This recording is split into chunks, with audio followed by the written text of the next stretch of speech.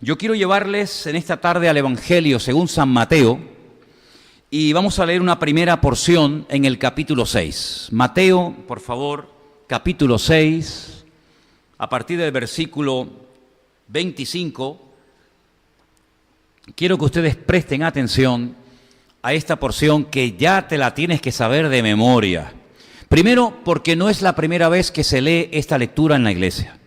Segundo, porque tú seguro que esta porción la has leído muchas veces. Y en tercer lugar, porque en esta lectura que vamos a leer, Mateo 6 del 25 al 34, hay versículos que son muy conocidos y seguramente te lo sabes algunos de memoria. Presta atención, por favor, a esta porción en esta tarde. Por tanto os digo, son palabras del Señor Jesucristo, no os afanéis por vuestra vida, qué habéis de comer o qué habéis de beber, ni por vuestro cuerpo qué habéis de vestir. Pregunta el Señor, ¿no es la vida más que el alimento y el cuerpo más que el vestido? Versículo 26. Mirad las aves del cielo, que no siembran, ni siegan, ni recogen en graneros, y vuestro Padre Celestial las alimenta. Otra vez hace una pregunta el Señor. ¿No valéis vosotros mucho más que ellas? ¿Quién de vosotros podrá, por mucho que se afane, añadir a su estatura un codo? Nadie. Y por el vestido, ¿por qué os afanáis? Considerad los lirios del campo, cómo crecen, no trabajan, ni hilan. Pero os digo que ni aun Salomón con toda su gloria se vistió así como uno de ellos. Y si la hierba del campo que hoy es y mañana se echa en el horno, Dios la viste así, ¿no hará mucho más a vosotros, hombres de poca fe? Por tanto os digo, no os afanéis por vuestra vida, qué habéis de comer o qué habéis de beber, ni por vuestro cuerpo qué habéis de vestir. ¿No es la vida más que el alimento y el cuerpo más que el vestido? Mirad las aves del cielo, que no siembran, ni siegan, ni recogen en graneros, y vuestro Padre Celestial las alimenta. ¿No valéis vosotros mucho más que ellas? ¿Y quién de vosotros podrá, por mucho que se afane, añadir a su estatura un codo? Y por el vestido, ¿por qué os afanáis? Considerad los lirios del campo, cómo crecen, no trabajan ni hilan. Y a mí me da la impresión de que estoy leyendo siempre lo mismo. A lo mejor los de arriba piensan que no lo he leído bien y me están poniendo nuevamente los mismos versículos. ¿No os parece?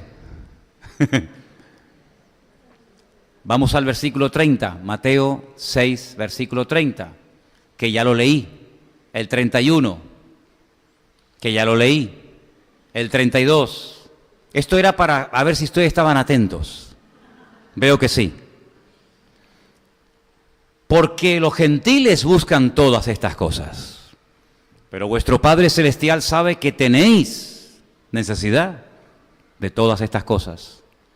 Mas buscad primeramente el reino de Dios y su justicia, y todas estas cosas os serán añadidas. Vamos a dejarlo ahí, ¿os parece? Buscad primeramente el reino de Dios y su justicia, y todas las demás cosas vendrán por añadidura. Gloria a Dios, qué bueno. ¿Saben, hermanos, que desde el principio de los tiempos, desde que el hombre está en el mundo, hasta hoy en día, siempre le ha preocupado al hombre de qué voy a comer, qué voy a vestir, de qué voy a vivir, a unos más y a otros menos? Es una preocupación constante de la gente, ¿verdad? Ya los primeros hombres buscaban a veces zonas donde había mucha caza para poder vivir de esos animales que cazaban y también utilizar sus pieles para poder cubrir sus cuerpos. Y a veces peleaban entre tribus o entre pueblos por defender un territorio rico en recursos, porque el que tuviera la propiedad o el que tuviera el dominio, el control, sobre ese territorio, pues sabías que podías pasar largas temporadas porque había comida, porque había recursos y porque, bueno, se estaba tranquilo y seguro en esa zona. Y cuando se acababan los recursos, los animales, la vegetación o cambiaba el clima, pues emigraban a otras zonas. El mundo animal es muy interesante, son capaces de los animales marcar de diferentes formas su territorio, los leones, etcétera, porque saben que en ese territorio hay caza, hay animales, y no van a permitir, a veces pelean hasta la muerte, para evitar que otras manadas, que otro macho, lo que sea, se meta en su territorio y les robe los recursos que considera de él, ¿verdad?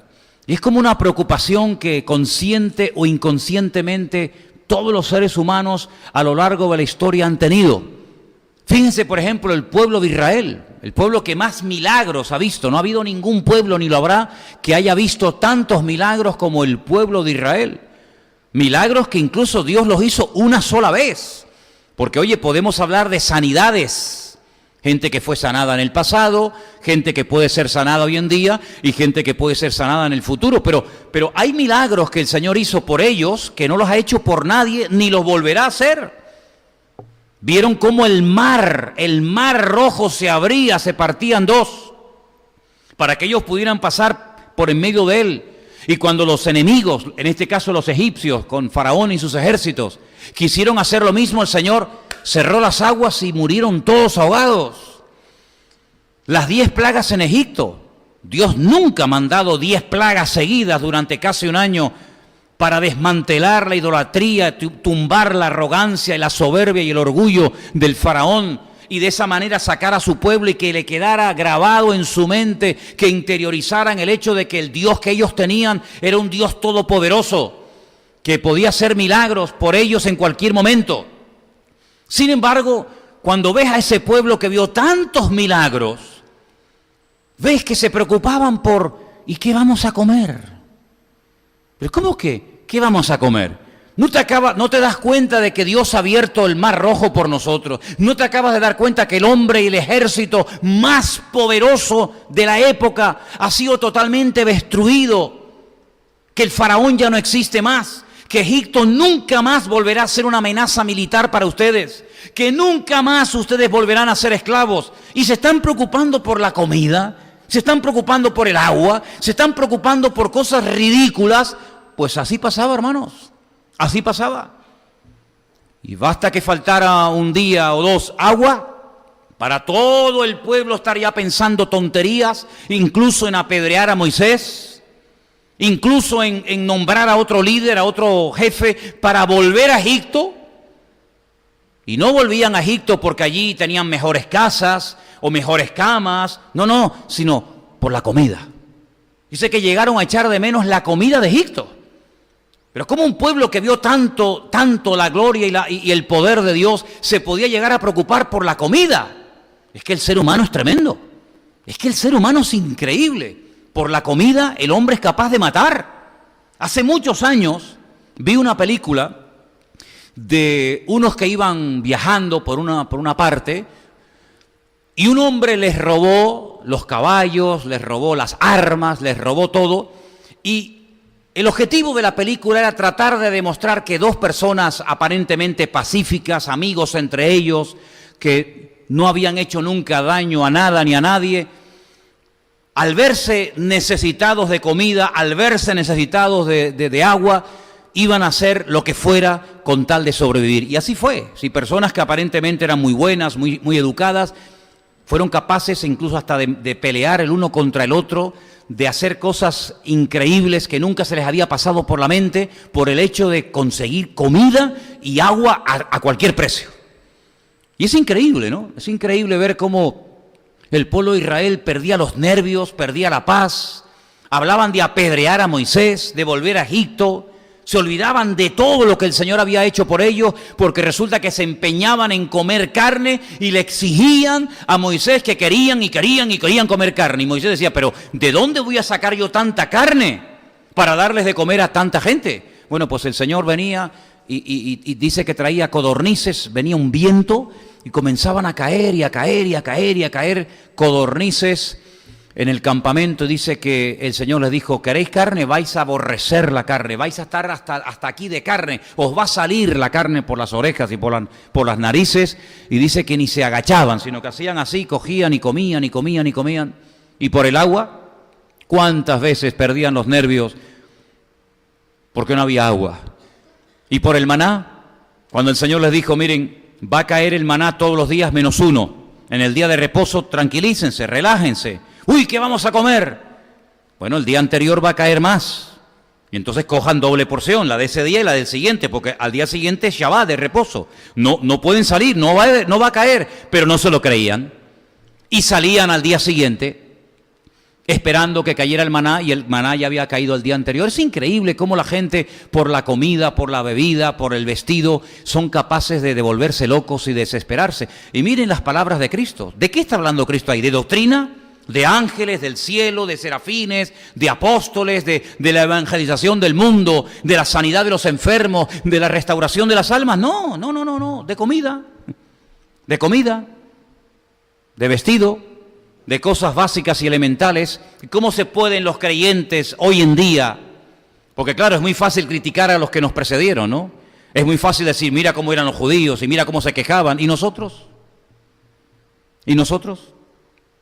Porque esas palabras las dijo el Señor Jesucristo en el Nuevo Testamento y nosotros las leemos y decimos, pero ¿cómo se puede afanar en el siglo XXI, después de haber conocido al Señor, después de haber recibido el perdón de mis pecados, después de haber conocido la gracia de Dios, el Evangelio?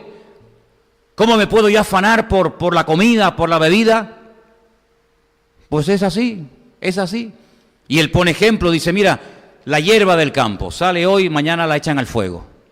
Salomón ni con toda su gloria se vistió como los lirios del campo. Las aves del cielo ni siembran ni trabajan, pero vuestro Padre Celestial las alimenta. ¿Es que acaso si yo cuido de las aves, no cuidaré más de vosotros, hombres de poca fe? Fíjate cómo trata a sus discípulos y cómo trata a la persona que duda, que teme de que Dios va a proveer sus necesidades. Como hombre de poca fe, no dice, bueno, no te preocupes. No, como hombre de poca fe. Para el Señor un hombre de poca fe no es un hombre que no sabe predicar, ¿no? Para el Señor un hombre de poca fe no es un hombre que no sabe cantar o hacer algo en el ministerio, no. Para el Señor un hombre de poca fe es aquel que no se comporta como tiene que comportarse ante una circunstancia adversa o difícil. Eso es para el Señor un hombre de poca fe. Un hombre que sale de la barca, empieza a caminar y de repente se hunde. Para el Señor ese es un hombre de poca fe. ¿Por qué? Porque no te mantuviste firme en aquellos pasos que comenzaste a dar. Para el Señor es un hombre de poca fe decir, bueno, si puedes hacer algo. Y el Señor dice, ¿cómo que si puedo hacer algo? Al que cree todo le es posible. Para el Señor un hombre de poca fe es una persona que dice, bueno, ¿y mañana qué como? ¿Y mañana cómo pago esto? ¿Y mañana cómo hago lo otro? Para el Señor un hombre de poca fe, repito, es una persona que no se comporta como se tiene que comportar en una circunstancia adversa. Eso es para el Señor un hombre de poca fe. No tiene nada que ver con predicar, con cantar, con ganar almas, con echar fuera demonios, con hacer milagros. No, para nada. Tiene que ver con nuestro comportamiento, con nuestra conducta de cada día. Porque es ahí, en nuestra conducta, ante lo material, ante las necesidades materiales, es donde ahí demostramos verdaderamente qué tipo de fe tenemos. Mire, hermano, para estar aquí en este culto usted no tiene que tener ningún tipo de fe. Se lo dan todo hecho. Le ponen las letras para que no se las aprenda ni de memoria, estilo karaoke. Póngalas ahí, las repite, las canta, no pasa nada. Le van a buscar la ofrenda, ni tiene que moverse de la silla, le van a buscar la ofrenda. Un señor que está aquí de pie 2, 3 horas, y usted mientras tanto está sentado escuchando una palabra, se lo dan todo hecho. En un culto te lo dan todo hecho, no te cuesta nada. Solamente entrar, sentarte y nada más. Y que me lo hagan todo, que haya músico, que haya uno en el instrumento, que haya uno que predique. Te lo dan todo hecho. Aquí no hace falta fe. Aquí, ¿para qué quieres la fe? ¿Para qué? Pero es allá afuera, cuando nos presentamos cada día ante la realidad de la vida, donde yo tengo que demostrar mi fe, si es que la tengo, y cómo tengo ese nivel de fe, ¿se dan cuenta? Y por eso vemos que a veces se han hecho hasta guerras, porque dicen, no, este territorio es mío, y si me lo quita el enemigo, me roba la cosecha y pasamos hambre, y nos matamos unos a otros. Y a veces ha habido guerras por defender ciertos y determinados lugares. Y en la Biblia vemos incluso que personajes tan importantes como los valientes de David peleaban por pequeños terrenos de lentejas, ¿se acuerdan? Aquel personaje llamado Sama, del cual nos habla muy poco la Biblia, pero este hombre se jugó la vida y dice, bueno, pero al fin y al cabo, ¿qué estaba defendiendo? ¿Por qué estaba luchando este hombre llamado Sama? por un castillo, por salvarle la vida al rey o a la reina, a los hijos del rey, por la paz de Jerusalén. No, por un pequeño terreno de lentejas. Así de claro. Porque el enemigo cuando venía, lo primero que venía era quitar la comida, quitar las cosechas, y entonces ya venía el hambre, la necesidad, la miseria, la muerte, etcétera, etcétera. Pero sin embargo, el Señor nos dice en su palabra que no tenemos que tener ningún tipo de preocupación, que no tenemos que tener ningún tipo de afán por esas cuestiones que tanto le preocupan a los seres humanos. Pero no solamente, si habéis prestado atención a la lectura, no solamente trata el Señor de hombre de poca fe, a los que tienen siempre esa angustia, ese nerviosismo, esa preocupación por mi madre, que como y que he visto y como tal, sino que además los llama gentiles. Y ustedes saben que en la Biblia esa palabra gentiles es como decir los inconversos, los que no conocen al Señor, porque el que conoce a Dios no puede vivir así. El que conoce a Dios no tiene que tener ni duda, ni miedo, ni desconfianza de su Dios. ¿Cuántos dicen amén? Estos son tres dardos de fuego envenenados que constantemente el diablo intentará clavar en tu vida. Por eso dice Efesios capítulo 6, sobre todo, no te olvides de coger el escudo, porque el escudo dice que para todos los dardos de fuego que vienen del maligno contra tu vida. Y un dardo de fuego, una flecha envenenada que el diablo quiere meter en nuestra vida, nuestra mente, nuestra casa, nuestro estilo de vida, es la duda. Sí, pero... No, yo creo en el Señor, leo su palabra, me congrego, ¿pero qué? ¿Cuál es la garantía de que Dios me va a bendecir hoy, que me bendijo ayer? ¿Y cuál es la garantía de que Dios me va a bendecir mañana, que me bendijo hoy? Porque Él no cambia. Tú y yo sí cambiamos, Él no. Si Él te bendijo, te bendice y te bendecirá. Si Él estuvo contigo, está y estará. Si Él te ayudó, te ayuda y te ayudará, porque Él es inmutable, Él no cambia. Por lo tanto, ese dardo de fuego llamado duda, la única forma de neutralizarlo es con algo más poderoso. ¿Y habrá algo más poderoso que la duda? Sí. Vuestra fe ha vencido al mundo, dice la Biblia. ¿Cuántos dicen amén? ¿Y el miedo? ¿Cuánta gente llamados cristianos viven con miedo? Miedo a enfermarse, miedo a perder el trabajo, miedo a perder la salud, miedo a perder esto, miedo. El miedo no es de Dios. La primera sensación desagradable, extraña, que sintió Eva cuando pecó y se desconectó del Creador, del Señor, fue miedo. Oí tu voz, tanto ella como él, oí tu voz y tuve miedo y me escondí. ¿Por qué antes no sentía miedo? Porque cuando uno está cerca del Señor, ¿miedo de qué? ¿Miedo de quién? ¿Tenía David miedo de Goliat? Hermanos, perdonen que dé mi opinión personal, pero yo no veo a David manifestando miedo cuando va a enfrentarse con aquel gigante llamado Goliat. ¿Ustedes ven a David temeroso? Yo no veo a David dubitativo, yo no veo a David diciendo, ¿y si la piedra que le voy a tirar no le da donde quiero darle? Y él sale corriendo y me coge primero y me echa mano.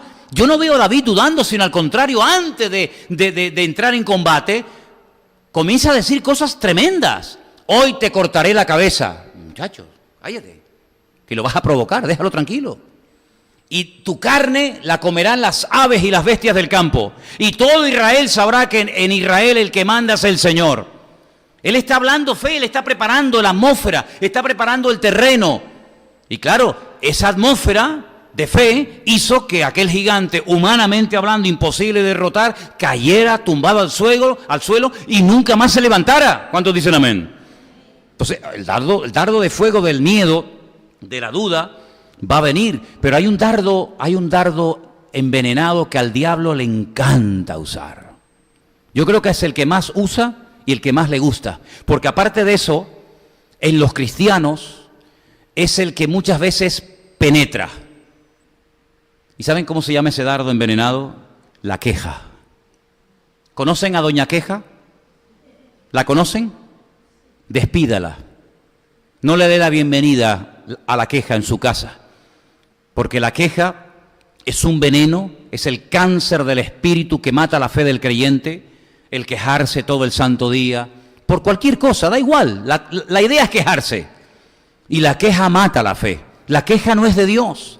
Y todos esos dardos de fuego los podemos neutralizar. No es que somos víctimas. Hoy estoy un poquito triste, hoy tengo dudas, hoy tengo miedo, hoy me quejo. No. Tú puedes decidir qué entra y qué no entra en tu vida. Dice la Biblia, en esto pensad. Y te dice en lo que hay que pensar, y diciéndote en lo que hay que pensar, indirectamente te está diciendo en lo que no hay que pensar. En otras palabras, tenemos la llave, tenemos la posibilidad de abrir o de cerrar, de permitir o de prohibir que ciertas y determinadas cosas entren en nuestra vida y nos dominen y nos controlen. ¿Estamos de acuerdo? ¿Qué es lo que hay que hacer entonces? Bueno, nosotros, los seres humanos, en esta época de la historia, hemos diseñado un estilo de vida que no tiene nada que ver con el estilo de vida de la Biblia.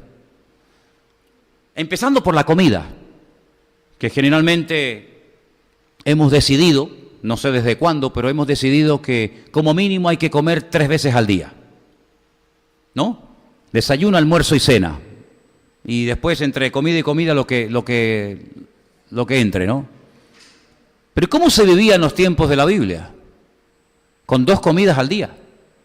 Con 2 comidas al día. Así vivía la gente en aquella época. Hoy en día, la casa de cualquiera de nosotros, incluida la mía, abres el armario y se nos cae la ropa. Hay armarios que están así, doblados de tanto peso que hay, ¿no? Sin embargo, en los tiempos de la Biblia, la ropa se valoraba y se cuidaba muchísimo. Fíjense que, por ejemplo, cuando estaban crucificando al Señor Jesucristo, los soldados se dieron cuenta de que la ropa que llevaba el Señor era buena y dijeron, oye, vamos a echar suertes porque es una pena que enterremos a este hombre con esa ropa. Entonces le quitaban la ropa a los que iban a morir porque se valoraba el tema de la ropa. Antiguamente se tenían los zapatitos para el domingo, ¿no? Eran los zapatos del domingo. ¿Quién vive hoy en día? Dice, no, estos zapatos no me los puedo poner nunca más que el domingo. Nadie piensa así, nadie vive hoy en día así, pero durante mucho tiempo incluso algunos caminaban descalzos durante la semana y el zapatito era para el domingo y la camisita limpia y recién planchada, ¿sí o no? En los tiempos de la Biblia se valoraba la ropa y se cuidaba muchísimo. Con 2 prendas de ropa ya te podías dar con un canto en los dientes.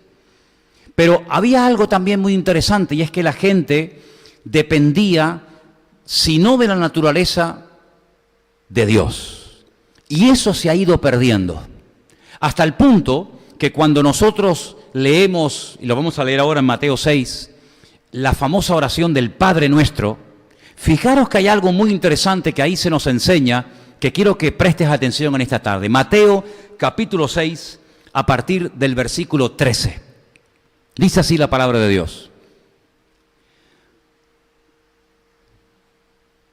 Y no nos metas en tentación, mas líbranos del mal, amén, porque tuyo es el reino, el poder y la gloria por todos los siglos, amén.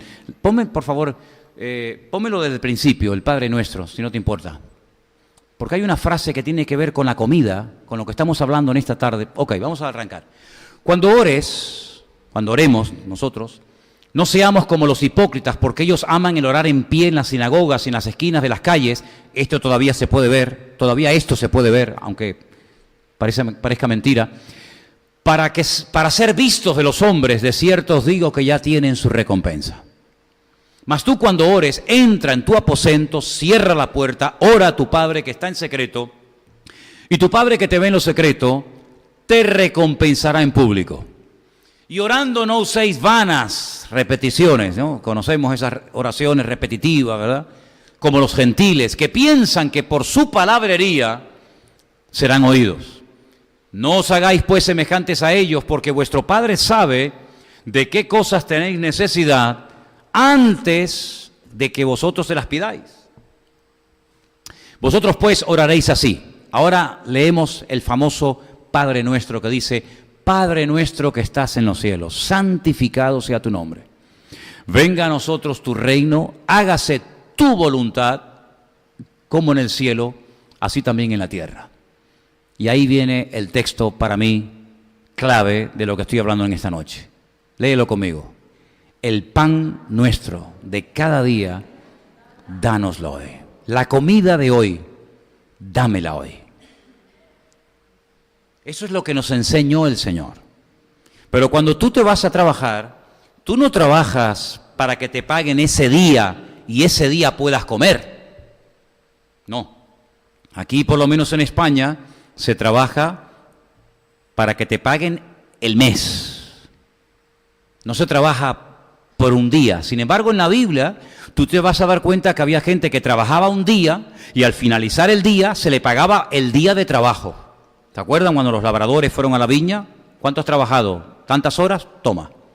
No se le pagaba a final de mes o a final de la semana, como también hay una costumbre por ahí, sino que era día trabajado, día pagado. Nosotros hemos cambiado esa costumbre y nadie trabaja por el sustento de hoy jueves, sino que la gente trabaja para tener más o menos solucionado el mes. Pero eso es un invento nuestro. Eso no es la enseñanza de la palabra. La enseñanza de la palabra es que así como Israel dependía cada día del maná que caía en el desierto, el creyente aprenda a depender del Señor cada día. Pero ¿quién quiere hoy en día vivir así? Seamos sinceros. ¿Quién quiere decir, bueno, yo hoy he comido, tengo ropa para hoy, mañana no sé? ¿Quién se atrevería hoy en día a vivir así? Prácticamente nadie. Queremos tener una seguridad, un colchón, ¿no? Como lo llaman algunos. Queremos tener la tranquilidad de decir, oye, tengo ahí un dinerito por lo que pueda pasar, por el día de mañana. Y nos hemos hecho muchas veces dependientes, sí, pero no de Dios, sino dependientes de nuestros recursos. Y según tengamos, así nos sentimos, ¿sí o no? Bueno, yo sé que ustedes siempre están en un nivel, yo hablo a mi nivel, yo sé que ustedes están siempre con una espiritualidad que, claro, yo les digo y usted dice, este hombre no sé en qué planeta vive. Pues es así, hijo, es así. Gente que se preocupa por lo que tienen y por lo que no tienen. Sin embargo, el modelo de la Biblia es que basta a cada día, ¿qué? Su propio afán. Pablo decía a Timoteo que teniendo sustento y abrigo y móvil, no, porque, y coche, no, sustento y abrigo, pero sustento y abrigo, teniendo sustento y abrigo, tenemos que estar resignados, ¿sí o no? ¿Quién dice amén? No diga amén, escúcheme bien, no diga amén a todo. Teniendo sustento y abrigo, ¿estemos resignados o estemos contentos? ¿Cuál es la palabra? ¿Estemos contentos? Una sola palabra de un versículo puede hacer mucho daño. Usted no ha ido predicadores, usted no ha ido creyente que dice, Dios bendice al dador alegre. ¿Cuántos dicen amén? Pues no, señor. No, señor. ¿Os habéis equivocado otra vez? ¿Qué, hermanos, qué está diciendo? Es que la Biblia no dice, en ese versículo, Dios bendice al dador alegre. Eso no lo dice la Biblia. No, mírelo. Mírelo, porque yo digo, traigan la Biblia a la iglesia. Yo la traigo siempre. La Biblia dice, Dios ama al dador alegre. Ay, pero también lo bendices. Hombre, claro, yo no estoy diciendo que no, pero si me cita el versículo, no me lo cambie. Si usted me cita la Biblia, me la tiene que decir como dice la Biblia y no como a usted le enseñaron o como usted cree que es. La Biblia no dice en ninguna parte, Dios bendice al dador alegre. No lo dice, hermano, no lo dice. La Biblia dice, Dios ama al dador alegre. Entonces la Biblia no dice que el que tiene solamente comida y ropa, que se resigne y que, bueno, esté ahí más o menos.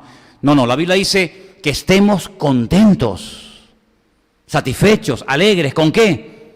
Con la ropa que tengo y con la comida que tengo. ¿Cuántos dicen amén? Pregunta, ¿cuántos han comido hoy? ¿Cuántas veces usted ha comido hoy? 2.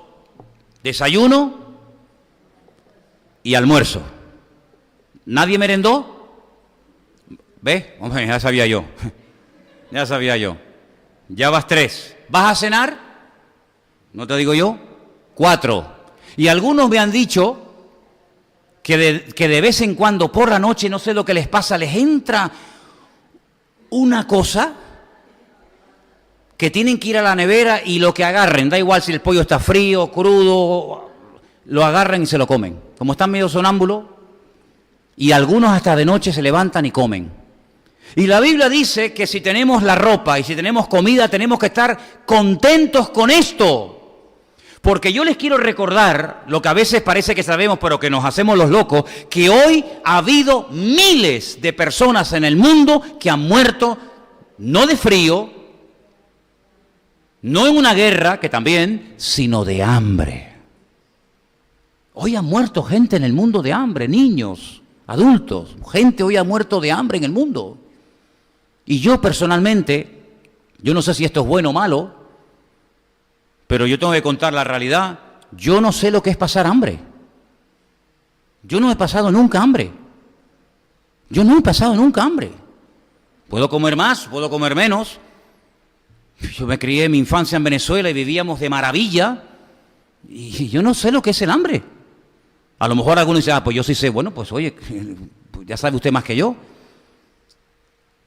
Y ropa, ¿cuánta ropa tenemos, hermanos? ¿Han visto ese rastro cómo está? Si le falta algo, vaya y cójalo. Tenemos de sobra. Pues teniendo eso, tenemos que estar contentos. Pero es que además de eso, somos hijos de Dios. Además de eso, mi nombre en este momento está escrito en el libro de la vida. ¿Y el tuyo? Además de eso, tengo toda la palabra de Dios en mi mano y la puedo leer cuando yo quiera. Puedo saber lo que Dios le habló a Moisés, a Elías, a Jeremías, a Daniel. Los milagros que hizo Cristo. Los sufrimientos de Job, las victorias de David. Puedo saber todo eso porque tengo toda la Biblia en la mano. Cuando han habido millones de creyentes, hermanos nuestros, que nunca tuvieron ni una página de la Biblia en su mano. Así que tenemos millones de motivos para decir, bueno, Señor, yo soy un privilegiado. Me considero un privilegiado. Porque tengo un Dios vivo, verdadero, tengo comunión con Él, tengo familia, tengo esposa, tengo hijos. Tengo ropa, tengo comida, tengo una iglesia donde poder congregarme. Nunca, jamás te han dado una cuerada, nunca te han metido en cárceles, nunca te han torturado por venir a la iglesia, nunca. Como si eso fuera la tónica en todas partes del mundo. No, no, hay muchos hermanos que no tienen una iglesia donde congregarse. Oíamos hace unos días a nuestra hermana Miguelina diciendo, hermano, valoren caramba lo que tienen, que yo llevo 2 años sentada en la sala de mi casa viendo los cultos por televisión o por internet. ¿Verdad? Porque no tengo una iglesia donde poder congregarme. Entonces no hay motivos para dudar de la provisión de Dios. No hay motivos para dudar de que Él es poderoso, porque Él nos ha demostrado con crece que Dios es fiel. ¿Cuántos dicen amén? Dígaselo a la que está a su lado y así de paso lo despierta un poco. Dígale, hermano, Dios es fiel. ¿Cuántos creen que Dios es fiel? Amén, Dios es fiel. Por lo tanto, seamos agradecidos. Porque la gratitud, y no sé cuántos de ustedes se acuerdan de aquella serie de mensajes que yo di acerca de las cosas que pueden ocurrir cuando somos agradecidos. Hay milagros que en la Biblia ocurrieron cuando se dio gracias, no cuando se pidió. Ni se pidió por el milagro, pero se dio gracias y se produjo el milagro. Algunos dirán, ¿me puede poner un ejemplo? No, uno no, te voy a poner 2, para que te quede clarito. Si a usted lo llevan a un cementerio para que resucite un muerto, ¿usted oraría o qué haría? Dígame, ¿qué haría usted? Mire, se me acaba de morir mi hijo, mi mujer, mi niño, lo que sea. ¿Puedes orar para que resucite? ¿Usted qué haría? ¿Usted qué haría? Echarse a correr, ¿no? Y llamen a otro. Jesús fue a un cementerio. Estaba allí muerto el hombre, 4 días muerto. La hermana, una de las hermanas del difunto le dijo, es que ya tiene ya hasta que oler, ya está pudriéndose. Si esto no cambia, esto es imposible, ya no hay marcha atrás. ¿Cómo se van a ir todos los bichos que se metieron en el cuerpo? ¿Cómo se va a parar el proceso de descomposición en un cadáver que lleva ya 4 días ahí muerto? Esto es imposible. Esto no ha pasado nunca. Nunca ha pasado esto. El niño que resucitó Eliseo no estuvo tanto tiempo muerto. El niño que resucitó Elías no estuvo tanto tiempo muerto, estuvo unas horas. Los muertos que tú incluso has resucitado prácticamente habían muerto hacía muy poco tiempo. Aún estaba caliente la manita de la niña de Jairo, el principal de la sinagoga. Acaba de morir, le dijeron. Pero tú nunca has levantado a un muerto después de 4 días. Fíjate que hasta la familia se opone a que quiten la piedra. Lo convencido que tenían que estar sus propias hermanas de que esto ya no hay remedio, Señor. Porque yo te mandé a llamar cuando había algo de posibilidades. Pero es que has venido 4 días después. Y en este país hace mucho calor. Y como abramos la tumba, esto va a ser algo espantoso. Y el Señor como que tiene que animar a la familia. Yo no te he dicho que si crees, verás la gloria de Dios. Es que te tengo que recordar otra vez lo que ya tú sabes. Tú no sabes que yo soy la resurrección y la vida, y que el que cree en mí, aunque esté muerto, vivirá. Claro, la respuesta fue muy espiritual, ¿no? Muy teológica. No, yo sé, Señor, que mi hermano resucitará. Claro, todos saben, ellos saben que los muertos resucitarán, pero en el día postrero. Es decir, que no crees que puede resucitar 4 días después, pero crees que va a resucitar dentro de 3000 años. Qué fe más rara a veces tenemos, ¿eh? Si está podrido 4 días después, dentro de 1000 años o 1500 o lo que sea, cuando resucite en el día postrero, ¿cómo estará tu hermano? Es que ya ni estará, eso vamos, ni polvo. Quitad la piedra. Y el Señor no ni oró, ni reprendió a la muerte, ni tomó autoridad sobre los demonios, no. Padre, gracias, tome esa palabra en nota. Gracias te doy porque sé que siempre me oyes. Dio gracias, no pidió, no hizo un show, un espectáculo, un espaviento. No, gracias. ¿Salió o no salió el muerto? ¿Salió o no salió el muerto? Entonces el milagro se produjo por un acto de gratitud tremenda en el Padre. Otro ejemplo más. Señor, despide a la multitud. Llevan todo el día con nosotros, tienen hambre, no tenemos recursos económicos para dar de comer a toda esta gente. Han venido de muy lejos, despídelos ya, Señor. Ya es muy tarde. Como diciendo, Señor, corta el culto. ¿Conocen a gente así en la iglesia? Los discípulos no llevaban reloj, pero hoy en día hay algunos hermanos hacen. Y algunos hacen. Se lo llevan al oído para ver si funciona, ¿no? Como haciéndote indicaciones. A mí ya me puedo hacer todo lo que quiera, que yo hasta que no termine, de aquí no me voy.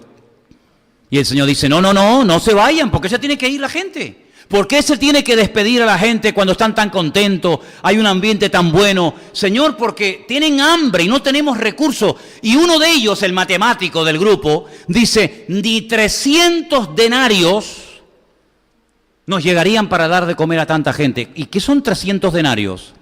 Denario, como te dije antes, la gente trabajaba por un día y el día de trabajo se pagaba habitualmente un denario. Usted trabajó un día, un denario. 2 días, 2 denarios. 30 días, 30 denarios. Ese era el sueldo de la época.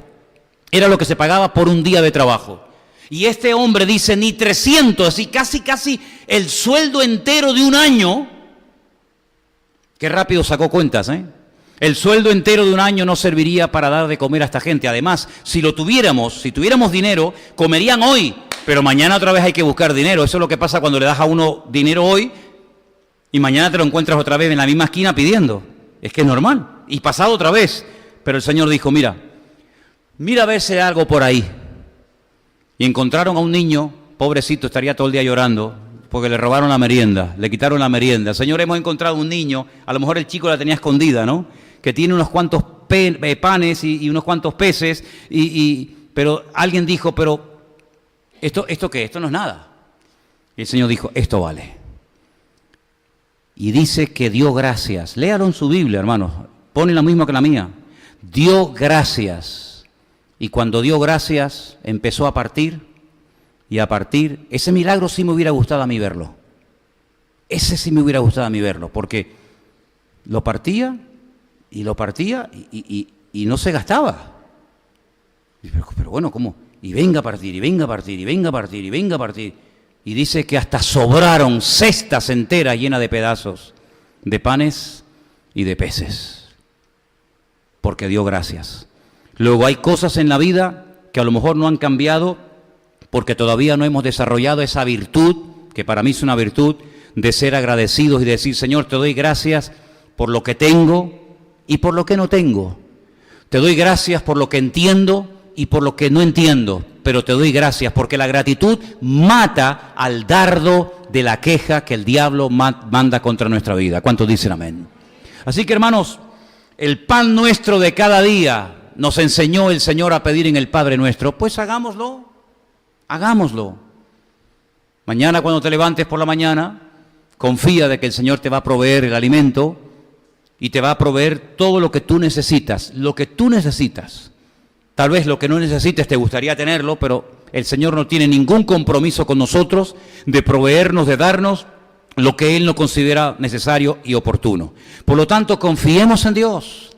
No vivamos con un estado de nervio constante y permanente, porque además eso se pega, eso se contagia. Le estás transmitiendo eso a tus hijos, le estás transmitiendo eso a la gente que vive a tu alrededor, y no podemos transmitir eso. Lo que tenemos que transmitir es confianza absoluta en el Señor, paz, tranquilidad. Tú guardarás en completa paz a aquel cuyo pensamiento en ti persevera, y añade, porque en ti ha confiado. Por lo tanto, hermano, nuestra confianza tiene que ser constante y permanente. ¿Usted confió ayer? Sí, amén, ya está. Pero hoy haga lo mismo y mañana empezamos de cero. Y así, si cada día vivimos con esta confianza, con esta dependencia del Señor, cada día verás la gloria del Señor en tu vida. ¿Cuántos dicen amén? Quiero volver a leer la porción del principio. A ver si me la ponen ahora bien. Y la leemos enterita. Mateo, te repito, 6, del 25 al 34. ¿Lo tenemos? Ok. Miren qué palabras tan hermosas. Empecé con ellas y quiero terminar con ellas. Son palabras de nuestro Señor Jesucristo. Valóralas. El Señor dice, no os afanéis por vuestra vida. ¿Qué habéis de comer o qué habéis de beber? Ni por vuestro cuerpo, ¿qué habéis de vestir? ¿No es la vida más que el alimento y el cuerpo más que el vestido? Mirad las aves del cielo que no siembran, ni ciegan, ni recogen en graneros, y vuestro Padre Celestial las alimenta. ¿No valéis vosotros mucho más que ellas? ¿Y quién de vosotros podrá, por mucho que se afane, añadir a su estatura un codo? Y por el vestido, ¿por qué os afanáis? Considerad los lirios del campo, cómo crecen, no trabajan, ni hilan. Pero os digo que ni aun Salomón, con toda su gloria, se vistió así como uno de ellos. Y si la hierba del campo que hoy es y mañana se echa en el horno, Dios la viste así, ¿no hará mucho más a vosotros, hombres de poca fe? No os afanéis pues diciendo, ¿qué comeremos? ¿O qué beberemos? ¿O qué vestiremos? Porque los gentiles buscan todas estas cosas, pero vuestro Padre Celestial sabe que tenéis necesidad de todas estas cosas. Buscad primeramente el reino de Dios y su justicia, y todas estas cosas os serán añadidas. ¿Cuántos dicen un fuerte amén? Buscad primeramente el reino de Dios. ¿Y cómo se busca eso? ¿Y qué es eso? ¿Dónde está ese reino de Dios? Porque si lo tengo que buscar primeramente, como la máxima prioridad en mi vida, buscad primeramente el reino de Dios, pues dígame cómo se busca, dígame en qué consiste, dígame cómo puedo formar parte de ese reino. De eso, Dios mediante, hablaremos el domingo. ¿Te das cuenta cómo encadenamos un tema con otro? ¿Te das cuenta por qué es importante venir a un culto de jueves y también a un culto del domingo? Porque el culto del domingo aclararemos y hablaremos acerca de lo que es el reino de Dios. ¿Qué es el reino de Dios? ¿Dónde está? ¿Desde cuándo está?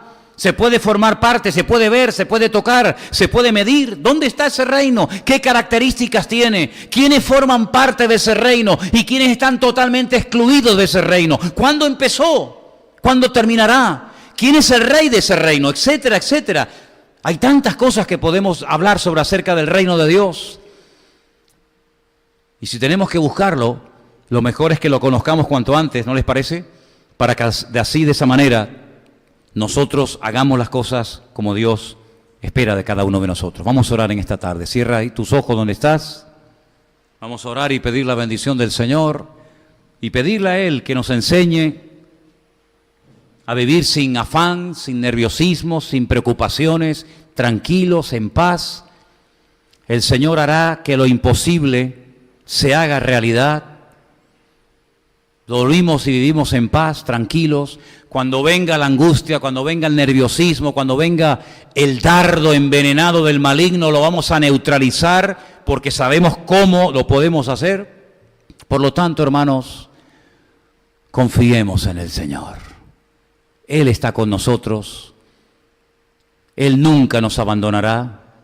Él ha prometido estar con nosotros todos los días hasta el fin del mundo. Y por eso, Padre, en esta tarde te doy gracias, porque sé que con tu ayuda podemos vivir y mantenernos en victoria todos los días de nuestra vida. Quita cualquier nerviosismo, cualquier afán, cualquier preocupación, cualquier falta de paz que pueda haber en nosotros en un momento de la vida, y que aprendamos a buscarte a ti, a tu reino en primer lugar, para que sepamos, Señor, cómo vivir en victoria hasta que tú vengas a buscarnos y llevarnos contigo. Gracias por esta porción de tu palabra. El pan nuestro de cada día pedimos que nos lo des y que suplas nuestras verdaderas necesidades materiales y espirituales cada día conforme a tu voluntad, y a ti te daremos siempre la gloria y la honra en el nombre de Jesús. Amén. Y amén. Nos ponemos de pie, queridos hermanos, en esta tarde.